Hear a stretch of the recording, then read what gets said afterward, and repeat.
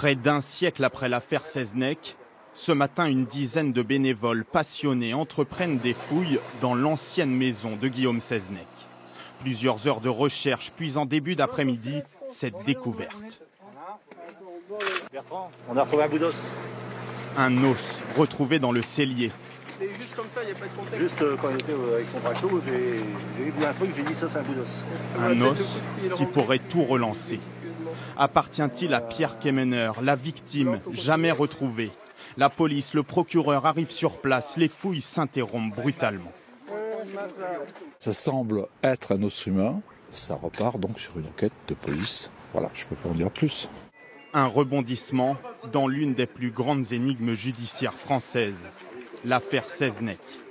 Mai 1923, l'homme politique breton Pierre Kemener et son ami Guillaume Seznec prennent la route pour Paris. Mais Kemener disparaît.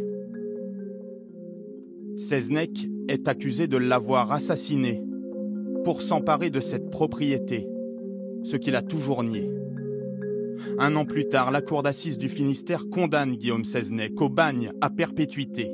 Une affaire sans cadavre, sans aveu, sans témoin.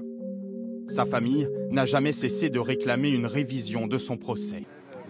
Les bénévoles qui ont participé aux fouilles aujourd'hui ont une autre hypothèse. Selon eux, Kemener aurait été tué par la femme de Guillaume Seznec pour lui avoir fait des avances. Le but, c'était d'avancer sur l'histoire. Donc je pense que maintenant, ça va être entre les mains de la justice. Et effectivement, à eux de continuer.